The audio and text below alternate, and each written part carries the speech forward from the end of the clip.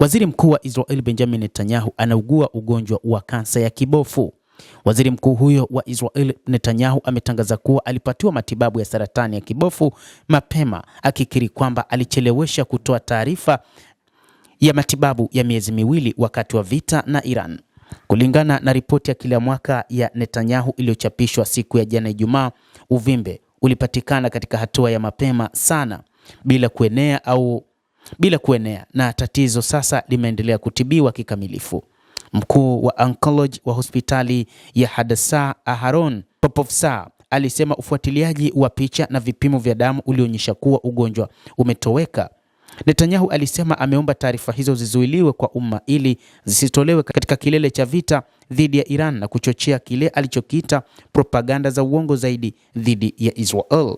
Hii inadhihirisha ni wakati ambapo kulikuwa na maneno mengi yaliyokuwa yakielezwa huku zikitolewa picha za akili bandia wakati ambapo Netanyahu akizungumza, lakini inadaiwa ni wakati ambapo Netanyahu alikuwa hospitalini akiugua kansa ya kibofu. Netanyahu anapona kutokana na upasuaji wa tezi dume na vyombo vya habari vinaeleza.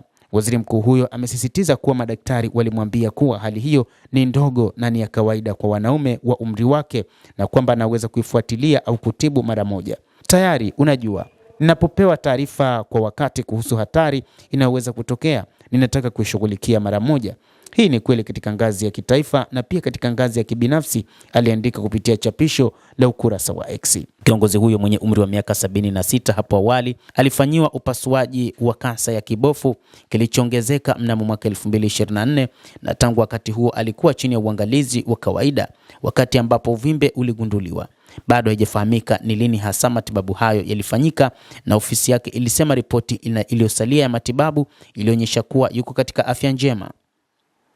Ufichuzi huo unakuja baada ya wiki kadhaa za uvumi kuhusu afya ya Netanyahu baada ya kukosa mikutano mingi mfululizo ya baraza la mawaziri la usalama awamu ya kwanza ya vita vya Marekani na Israel dhidi ya Iran. Mnamo Machi alitoa video ya kushangaza akipunga mikono wakati wa ziara ya mkahawa wa Yerusalemu wakati wa juhudi za kupinga uvumi kwamba video za hivi majuzi za kuonekana kwake hadharani zilitengenezwa na AI, video ambazo zilikuwa zikionekana na karibia vidole 6, jambo ambalo liliwashangaza watu wengi, na wachambuzi wanasema kwamba ni wakati ambapo alikuwa hospitalini kwa ajili ya matibabu ya kibofu chake cha mkojo ambacho inadaiwa ni kansa ya kibofu.